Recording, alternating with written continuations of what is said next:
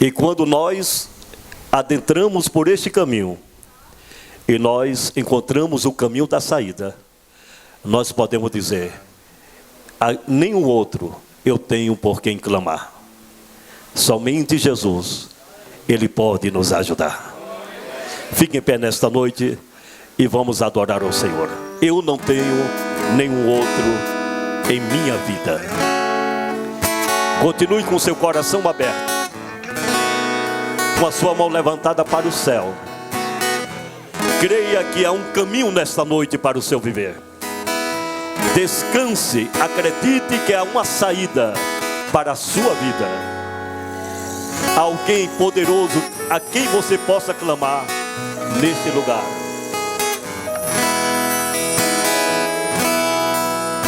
Senhor, neste momento eu estou aqui. Vem me ouvir, pois tenho tanto pra contar. Por toda a minha vida eu te procurei, e só aqui eu pude te encontrar. São tantos os problemas que eu já passei,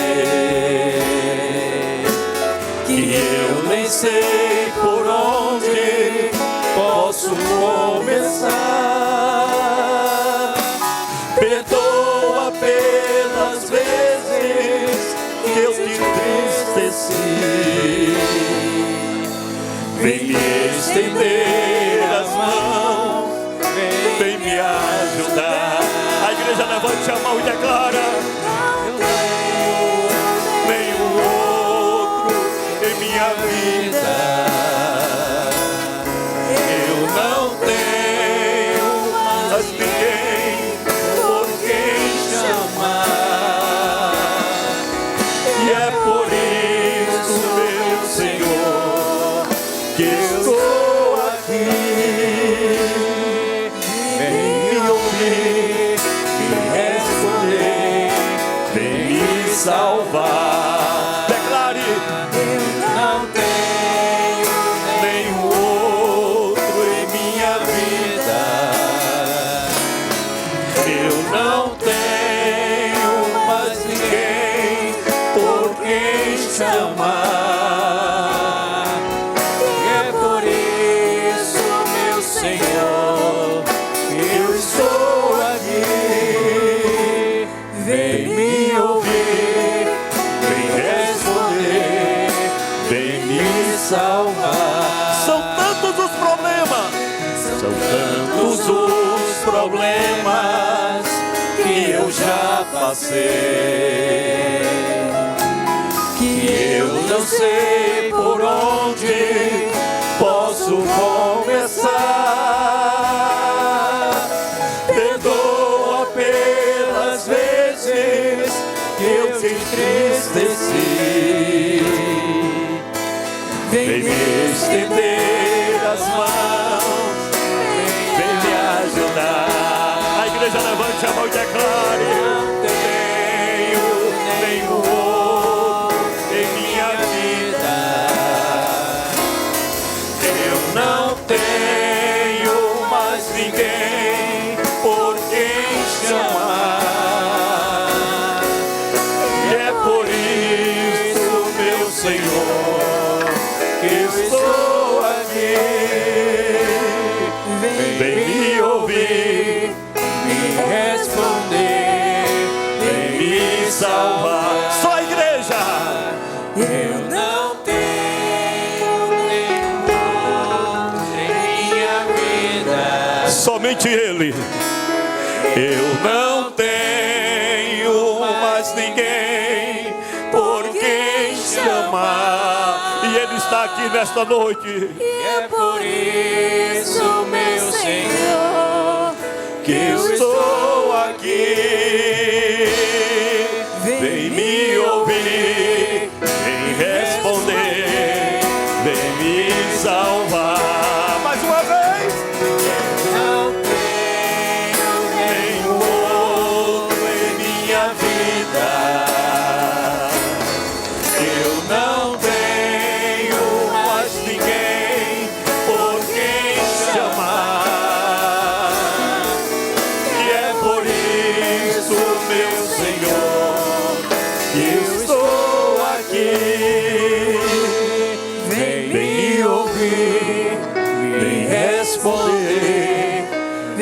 e salvar.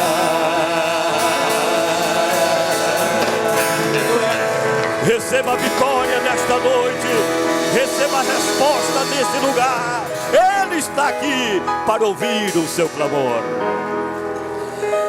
Bíblias abertas em Lucas capítulo 7, versículo de número 36. Nos fala assim a bendita e poderosa palavra de Deus. Lucas capítulo 7, versículo de número 36 em diante. Diz a Escritura Sagrada: convidou-o um dos fariseus para que fosse jantar com ele. Jesus, entrando na casa do fariseu, tomou lugar à mesa. E eis que uma mulher da cidade, pecadora, sabendo que ele estava à mesa na casa do fariseu, levou um vaso de alabastro com incenso, com perfume, com aromas de alto valor, e estando por detrás aos seus pés, chorando, regava com as suas lágrimas e os enxugava os pés com os próprios cabelos, e beijava-lhe os pés e os ungia com este unguento, com este perfume.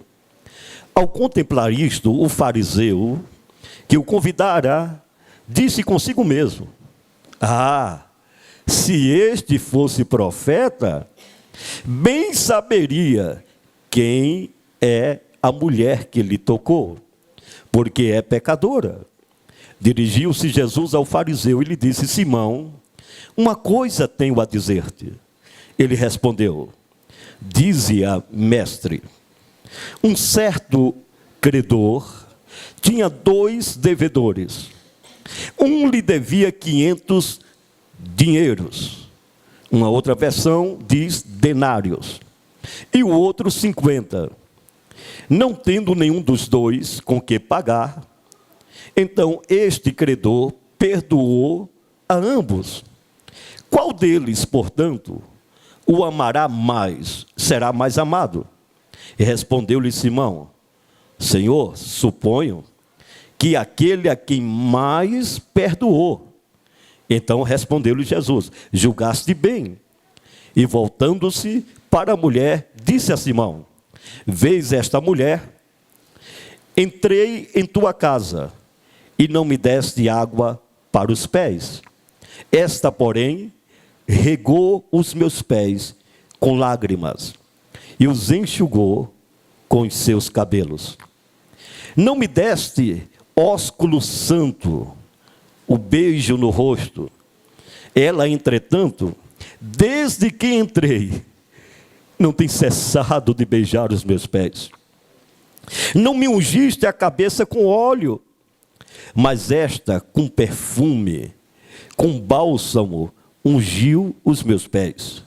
Por isso te digo, perdoados lhe são os seus muitos pecados, porque ela amou muito. Mas aquele a quem pouco se perdoa, pouco ama. Então disse-lhe a mulher: perdoado são os teus pecados. Os que estavam com ele à mesa começaram a dizer entre si: quem é este que até perdoa pecados? Mas Jesus disse à mulher: a tua fé te salvou, vai-te em paz. E eu digo amém por esta palavra. Podeis assentar. Esta história, ela foi narrada pelo médico Lucas, um dos 4 evangelistas e também discípulo de Jesus. Existe uma semelhança com Mateus e Marcos, que contam uma história com este mesmo incidente, de um jantar na casa de um Simão, na casa de um fariseu, e nessa história diz que ele era leproso. Há uma contradição aqui quando interpreta literalmente esse termo ou esse texto leproso. Porque segundo a lei de Moisés, o leproso ele não tinha acesso à sociedade, ele não tinha acesso ao seu seio familiar, e ele não tinha acesso também à sinagoga, à religião. Algumas características acompanhavam a vida do leproso. Sua cabeça era raspada, seu beiço era cortado no meio, e se por algum atrevimento ele entrasse na sociedade, então toda a população lhe apedrejava e em um grande coro exclamavam dizendo: imundo, imundo, imundo, por 3 vezes. Então veja que certamente este homem não era leproso. Depois de algumas pesquisas minuciosas, nós vamos constatar que alguns estudiosos da Bíblia traduz este termo leproso como um dia ele foi leproso, ou aquele que fora leproso, conforme Orlando Boy em um dos seus livros de comentários bíblicos. Mas quando nós encontramos aquele cego que o Senhor Jesus curou, e os saduceus, porque foi no dia de sábado, foram reclamar ao Senhor Jesus, e os fariseus, porque curava no sábado, e o cego foi seguindo o seu caminho, encontraram o cego também, o pai e a mãe do cego, e questionaram aos pais do cego: quem foi que curou este homem? E os pais responderam para os religiosos da época: pergunte a ele, ele era de maior. E aí o texto bíblico diz assim: e aquele que dantes, diga dantes, quer dizer antes, era cego, ele respondeu: eu não sei quem foi, eu só sei que eu era cego e agora eu vejo. Então veja que se este homem fosse leproso, ele não teria acesso à sua própria casa e muito menos ao seio social. Se ele um dia foi leproso, certamente o escritor que estava narrando essa história estaria destacando esta observação: aquele que fora leproso. E a gente descobre que a palavra leproso aqui, no original hebraico, ela tem 2 sentidos. Ela pode ser associada a um homem portador desta doença mortal chamada lepra, e pode ser associada àquele que trabalha na olaria, aquele que faz vasos, aquele que vende louça, vendedor de louça, vendedor de vasos. Então, certamente, foi este termo empregado: Simão, o fariseu, vendedor de louças. Quem está entendendo esta palavra? Mas o destaque dessa história são as contrariedades da vida que jamais poderão cancelar, anular o poder e a majestade da misericórdia de Deus. Amém, amados? Então eu gostaria que você levantasse suas mãos para o céu e diga assim comigo, diga com fé, diga com alegria, diga com esperança: as contrariedades da vida jamais poderão cancelar o poder, a majestade da graça e da misericórdia de Deus. É interessante que tanto em Lucas como em João capítulo 12, Marcos capítulo 14, versículo 3, a história se repete, ainda que os estudiosos dizem que são personagens diferentes, mas o incidente é o mesmo. Aqui, Lucas, de uma maneira um tanto sintetizada ou resumida, diz somente que era uma mulher pecadora. Já nos outros evangelhos, é o mesmo episódio: um vaso de alabastro, um bálsamo, um perfume de alto valor, um fariseu que traz um convite especial para Jesus, um vaso que é quebrado, o perfume que é derramado. É a mesma história. E alguém pode dizer, mas há uma grande coincidência aqui. E eu particularmente posso declarar: é muita coincidência para ser uma coincidência. Mas não vamos entrar nesses detalhes.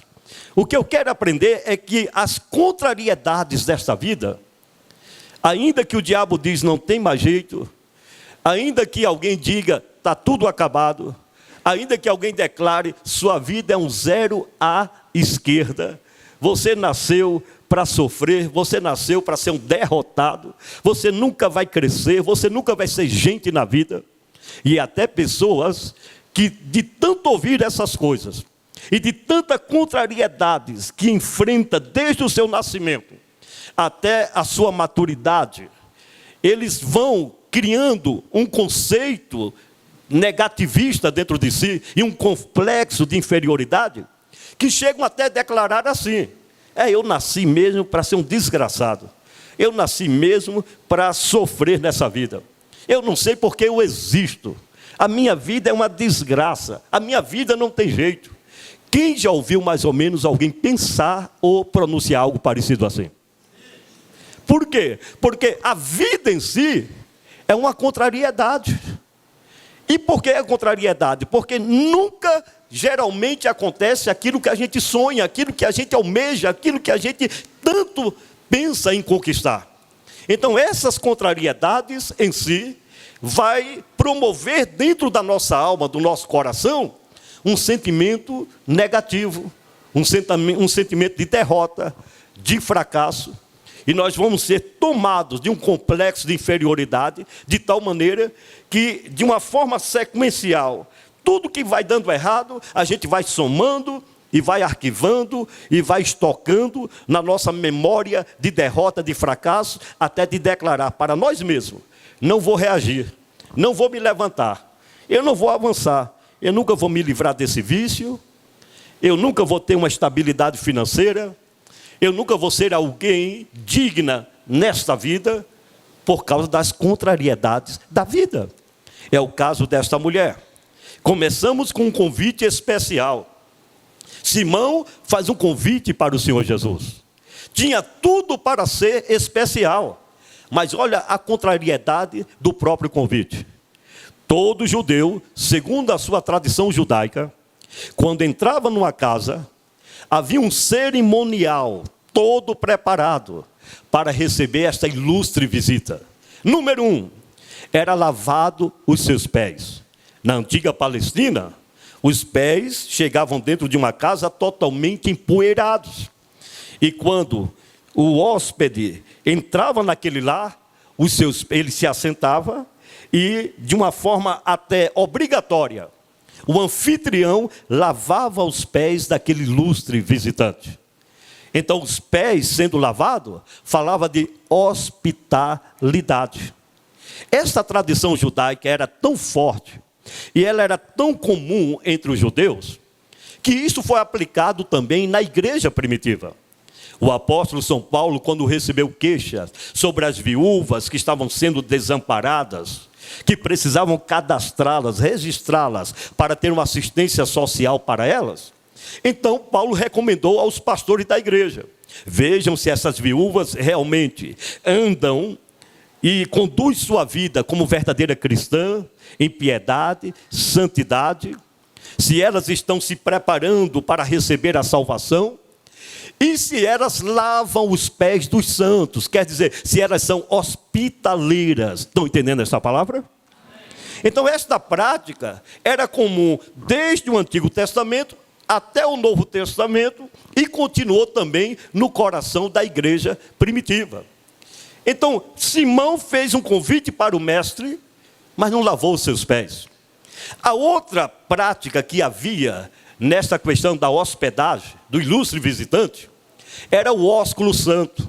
Então era comum beijar o rosto do visitante, e neste beijo, sem nenhuma palavra, estava dizendo: bem-vindo, saúde e paz para a sua vida. Simão não beijou o Senhor. O terceiro fator que havia nesta questão da hospitalidade judaica era que o anfitrião, o dono da casa, pegava um perfume ou um unguento, que era um óleo ou um bálsamo, e colocava na testa, entre o cabelo e a testa, dizendo que este visitante estava sendo recebido nesta casa com muita honraria. E a outra coisa que acontecia era a comida que estava naquela mesa.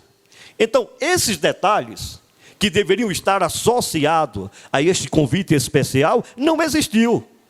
Porque o convite de Simão não era por alegria, por prazer de ter Jesus na sua casa. Mas Simão queria pegar o mestre no meio da mesa, em plena conversação, em contradição à lei de Moisés, para incriminá-lo. E toda vez que um fariseu se aproximava, um escriba, um saduceu do Senhor Jesus Cristo, era para prová-lo, para tentá-lo, para pegá-lo em contradição. Lembra daquela mulher adúltera que foi pega em ato flagrante de adultério e jogaram ela aos seus pés para o tentar? Sim ou não? Vocês lembram quantas vezes está escrito de forma sequencial? E para o tentar, outra versão diz, para o provar, levantaram certas questões. Então veja que a primeira contrariedade desta vida, dentro desta casa, foi o convite, que deveria ser especial, mas era uma ferramenta, era um pretexto. Este convite foi lançado para Jesus, para através da verbalização entre Jesus e aquela família, viesse algumas contradições, e eles desmascararem Jesus. Mas veja que quanta ignorância, vejam, senhores, quanta arrogância. Quem é a criatura para afrontar o seu próprio Criador? Amém? Quem estava ali não era um homem religioso. Quem estava ali não era simplesmente um profeta. Quem estava ali não era um homem arquimilionário daquela época. Quem estava ali era o Criador do universo, o Rei de toda a glória. Era aquele que criou os céus e a terra, que criou os mares e os oceanos. E um homem lançar um convite para pegar o Criador em contradição. Esta era a primeira contrariedade daquela casa, contrariedade da vida. A segunda contrariedade que nós encontramos nessa história é que Lucas diz que aquela mulher, ela era uma pecadora. E segundo a expressão gramatical pecadora, ela não tinha direito a ter acesso àquela casa, direito à honraria daquela mesa, porque ela era o quê? Ela era o quê? Nesta mesma história, como na outra história, um vaso de alabastro é quebrado. E quando ele é quebrado, exala o perfume de maior valor daquela época, que custava 300 denários. Um denário era o valor de uma diária de um trabalhador braçal. Se aquele perfume, naquele pequeno frasco de mármore, chamado alabastro, custava 300 denários, então seria semelhante a 300 diárias de um trabalhador. Vocês estão entendendo isso ou não? E esta mulher derrama este perfume no corpo do Senhor Jesus. E começa agora a regar os seus pés com as suas lágrimas, tanto em Lucas como nas outras histórias. E começa a enxugar. Não com a toalha, mas com os seus cabelos. As mulheres judias daquela época, elas usavam o cabelo presos. Na Assembleia de Deus, principalmente no Nordeste, ainda existem as irmãs, senhoras, que usam, como é o nome? Elas sabem, ó. O cocozinho, é assim ou não é? E as judias, irmãos, só soltavam o cabelo para uma pessoa íntima, que seria o seu esposo, o seu marido. Então, quando ela soltava o cabelo, era uma expressão de intimidade. A mulher já entra naquele banquete, já entra naquela ceia, debaixo de um estigma de pecadora.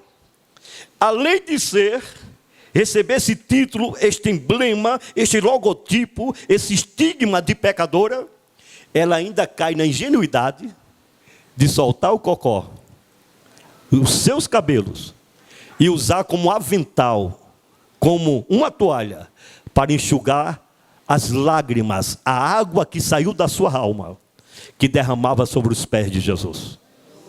Simão, quando olha aquela cena, com aquele olhar carnal, erotizado, cheio de sensualidade, aí ele diz, pronto, desmascarei ele. Eu tinha minhas dúvidas, esse homem não é o Messias, esse homem não é o profeta, porque se ele fosse profeta, ele saberia que essa mulher aí, que solta os cabelos nos pés dele, esta mulher é uma terrível pecadora. Agora, interessante, irmãos, que nas duas histórias, a mulher, ela é execrada, ela é massacrada pelo pré-julgamento de Simão e dos próprios discípulos de Jesus.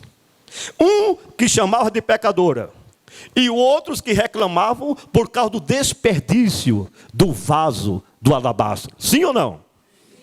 E essa mulher excomungada, ela é execrada, ela é massacrada, os olhares de julgamento estavam sobre ela, mas Jesus, quando escuta esta palavra de Simão, Jesus olha para a mulher.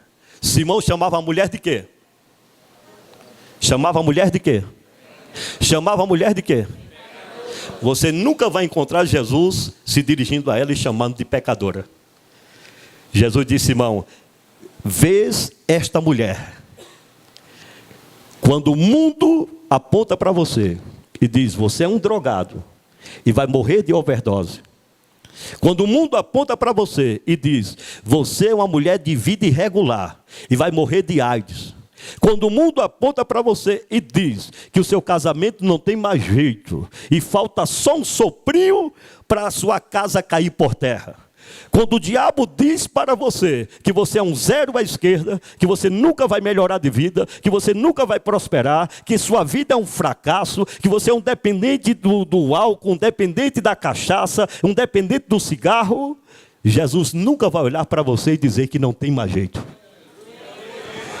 Eles não entenderam não, se tivessem entendido, eles iriam aplaudir e levantar a mão e glorificar o nome de Jesus. A voz da acusação estava sobre aquela mulher. E dizia: se ele soubesse quem tocou nele e quem estava banhando com as lágrimas os pés dele, ele bem saberia, porque ela é. E Jesus disse: vês esta mulher? Eu entrei em tua casa, Simão, e não me deste água para lavar os pés. Portanto, ela tem regado os meus pés com as suas lágrimas.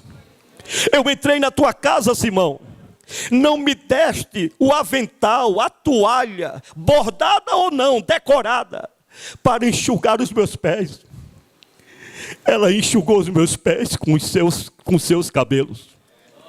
Eu entrei na tua casa, Simão, não me deste ósculo santo, não me beijaste no rosto e disseste: bem-vindo, paz e saúde para ti, mestre da Galileia.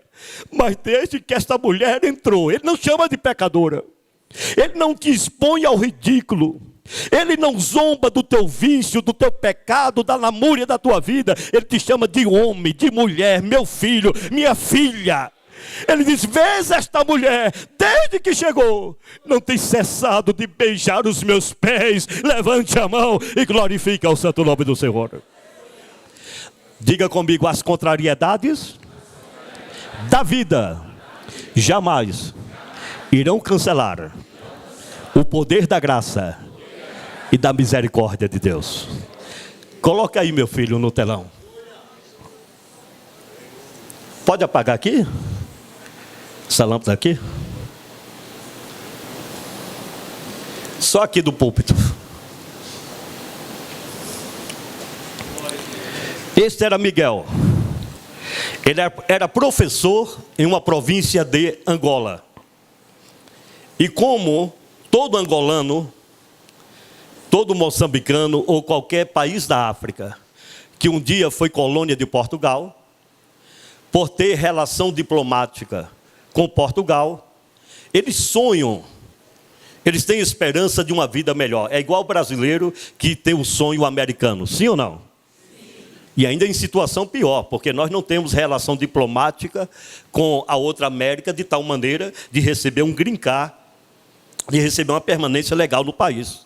Mas todo angolano, moçambicano, um país colonizado da África, eles têm facilidade de se legalizar em Portugal.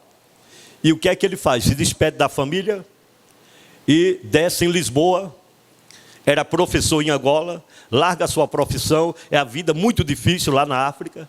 Mas quando chega em Portugal, ele tem negado o seu visto de permanência, tem muitas dificuldades de estabelecer-se em Portugal, vai morar no metrô, nas estações, passa fome, frio, dificuldades.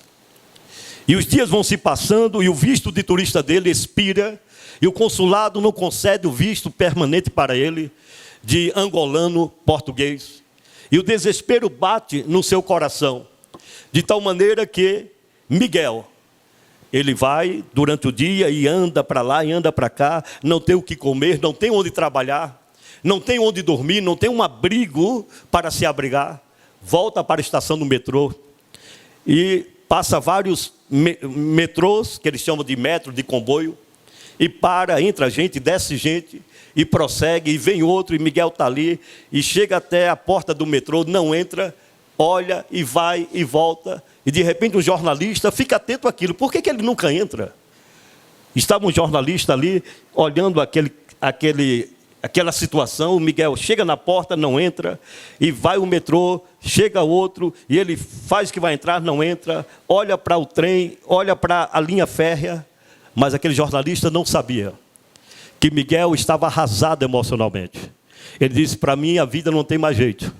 Não adianta eu voltar para o meu país, eu não tenho um trabalho lá. Aqui eu não tenho onde me estabelecer. Aqui ninguém me ajuda, ninguém me ama, nem Deus gosta de mim, Ele me desamparou. E para que eu vivo? Então eu vou resolver logo essa situação. E o jornalista, ele já maquinou no seu coração, na sua mente, esse jovem quer suicidar-se. E era justamente isso. E quando lá vem o metrô, que Miguel se aproxima ali da linha amarela, que pensa se jogar na linha férrea, o jornalista dá um salto e agarra na sua cintura. E o traz de volta. E os dois caem em lágrimas. Miguel começa a contar a sua história. Esse jornalista leva o Miguel para a sua casa. E manda ele tomar banho, dá roupa para ele, dá comida. E o jornalista conhecia um pastor da Assembleia de Deus, que lidava com brasileiros e africanos, de Angola e de Moçambique. Apresentou o pastor levou para a sua casa, fez um pequeno quarto em cima do templo e colocou Miguel para morar ali. Os dias se passaram, Miguel conseguiu um trabalho de obras, de construção, de pedreiro. E os dias se passaram em um culto alegre e abençoado, como nesta noite. Miguel aceita Jesus Cristo como Salvador. Jesus batiza Miguel com o Espírito Santo e com fogo. Levante a mão e glorifique o nome do Senhor. Os dias se passam. Miguel se torna porteiro da congregação. Se torna homem de confiança do seu pastor. E ele sempre ia para o culto com essa roupa típica dos africanos de Angola. E um dia eu fui convidado para dar um seminário nesta igreja, luso-brasileira, africanos e brasileiros. E conheci o Miguel. Miguel era muito prestativo. Eu gamava no sotaque dele. Ele era muito serviçal. E ele vinha e colocava água para mim. E pastor e Severino, o senhor precisa de mais alguma coisa? Só faltava me levar no braço. E no culto, em um seminário de missões, Deus bradou naquela noite. E o Miguel estava no canto com a roupa típica. E Deus disse: Miguel, tu irás ganhar muitos dos teus patriotas naquele país. Tu serás um ganhador de alma e um missionário para o Senhor nosso Deus. Levante a mão e glorifique o nome do Senhor. Pode aplaudir a Jesus e glorificar ao Senhor. Terminou o seminário, eu voltei para o Brasil. Depois de um ano, uma outra igreja me trouxe para Portugal para fazer uma conferência evangelística. E eu estou ali em Portugal, e eu estava dando um passeio, quando de repente me deparo com Miguel, todo suado. Pastor Severino no meio da rua, o senhor por aqui de novo? Eu disse: pois é, Miguel, vim atender uma igreja aqui. Mas o senhor não vai pregar na nossa igreja? Eu disse: fale com o pastor, estou à disposição. Pastor Severino, o senhor não sabe de nada. Olha, eu estou suado que eu estou vindo da construção da obra. Olha, pastor, Deus é maravilhoso. Deus cumpriu toda aquela palavra que falou naquela noite. A igreja se reuniu, está mandando-me de volta para o meu país. Mas eu não vou ser deportado, não vou ser expulso, eu vou agora diferente. Salvo, batizado com o Espírito Santo, não vou trabalhar na obra nem construção, mas vou ser um missionário em Angola, para o louvor e a glória do nome de Jesus. Quem pode glorificar ao Senhor por isso? Dê um toque aí, meu filho. Aqui está a escola dominical, 6 da manhã, ou seja, um culto doméstico 6 da manhã. E ele escreveu para mim, olha, foi nessa data, 29/4/2016, 6h16 da manhã. Todas as manhãs, sem, mas o Espírito Santo está aqui. E eu tenho como pastor Severino o modelo da minha fé. Embora, pastor, tudo nasceu no coração de... Mas foi o pastor que profetizou a minha vinda para cá em Angola, fazer missão. E muitas vidas estão a ser resgatadas em nome de Jesus. Levante a mão e glorifique o nome do Senhor. Quem crê em milagre? Olha a escola que o Miguel levantou. Lembra que ele era professor? Agora ele dá aulas para criança, sem apoio do governo angolano, sem apoio de ninguém. Ele recebe donativos de igrejas missionárias de outros lugares, e ele emprega tudo na escolinha para crianças, e quando ele ensina as crianças, os pais recebem a Jesus como Salvador. Hoje tem uma grande igreja em Angola para a glória. Olha aí, quem pode dar glória a Deus esta noite? Diga comigo, as contrariedades da vida não pode cancelar o poder da misericórdia e a majestade da graça de Deus. Existem pessoas aqui nesta igreja que têm marcas, as feridas do suicídio, de tentativa de suicídio no punho da sua mão. Existem pessoas aqui nesta igreja que chegaram em Valparaíso só com a roupa do couro. E era tanta fome que parecia um canarinho, um passarinho cantando, roncando dentro da barriga. E essas pessoas hoje constituíram família, têm casa para morar, têm carro para andar, têm vida estabilizada e o melhor de tudo, tem salvação no céu e Jesus dentro do coração. Porque as contrariedades da vida não vão cancelar a misericórdia e o poder da majestade, da graça de Deus no seu viver. Quem crê no poder desta palavra? Para finalizar nesta noite, nós temos um outro exemplo. Olha aqui, a igreja do Miguel. Essa criança, diga, as contrariedades da vida não vão cancelar o poder, a majestade da misericórdia, da graça de Deus no seu viver. Essa criança já foi um paradoxo ao nascer. Dizem os seus pais que ele demorou tanto para nascer, que quase a mãe morreu. Então os médicos usaram uma ferramenta, como é o nome? Colocaram aqui na cabeça e o puxaram à força. Vem, rapaz! Ou ele morria ou morria a mãe.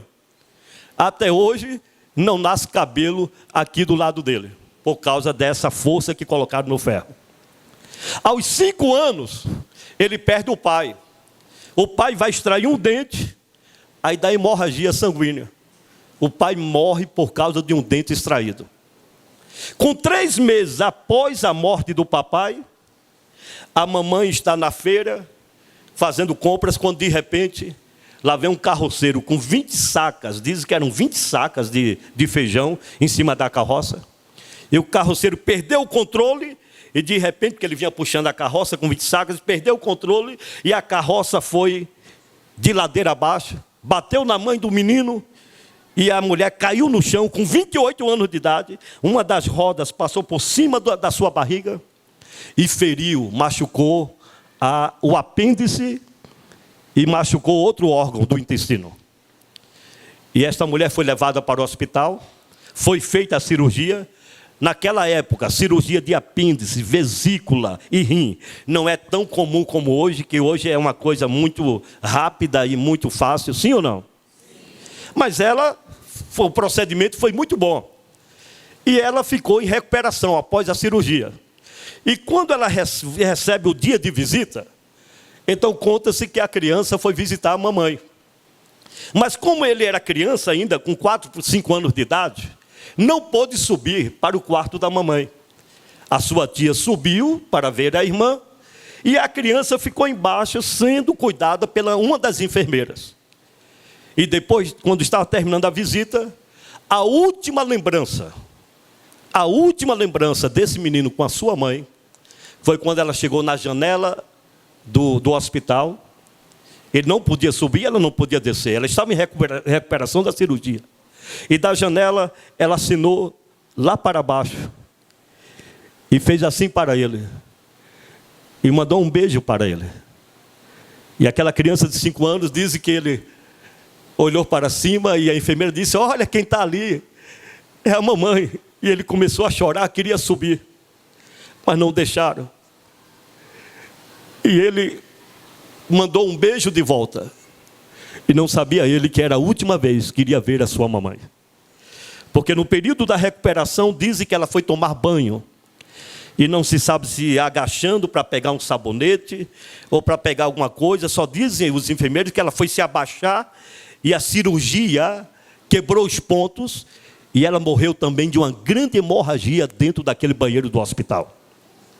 Essa criança, quando recebeu a notícia dentro de casa que a sua mamãe morreu, ele entrou em desespero e disse com 5 anos que Deus não existe, que Deus é malvado, que Deus é injusto, que Deus não prestava. Mas Deus não atentava para aquilo, porque era uma criança inocente e ingênua que havia acabado de perder o seu pai e com 3 meses havia acabado de perder a sua mãe. Ele é jogado na casa dos parentes, xingado por causa de um prato de comida, xingado por causa de uma dormida, só usava roupas velhas, usadas e calçados velhos. Muitas vezes dormiu em calçadas, muitas vezes dormiu ao frio, ao relento, e recebendo respingo da chuva, porque as marquises não davam conta de lhe abrigar durante as madrugadas e noites de chuva. Esta criança era uma contrariedade da vida, desde o seu nascimento. Sim ou não? Sim ou não? Tinha tudo para ser um drogado. Tinha tudo para ser um assaltante. Tinha tudo para ser um traficante, um revoltado. Talvez não estivesse nem morto, ou na cadeia, ou estivesse no sepulcro, no cemitério. Mas as contrariedades da vida jamais irão cancelar o poder da majestade, da graça e da misericórdia do Senhor nosso Deus. Levante a mão e glorifique o nome do Senhor. Aos 18 anos, sem pai, sem mãe, sem derente, sem apoio, só palavras pessimistas e negativas, a própria vida era uma conspiração contra o seu viver, desde o seu nascimento. Mas aos 18 anos, ele entra numa igreja Assembleia de Deus. Era uma terça-feira, culto de mocidade. Cabeludo até aqui. E aceita Jesus como Salvador. Jesus entra na vida dele. Com 3 meses como crente, corta o cabelo, já vai olhando o modelo da igreja como era, e vai se conduzindo nos caminhos do Senhor. Ele diz que numa madrugada, ele não viu Deus. Ele não viu Deus. Mas numa madrugada, ele dormindo, ele ouviu uma voz sublime. Ele ouviu uma voz suave, que entrou naquele quarto e disse-lhe: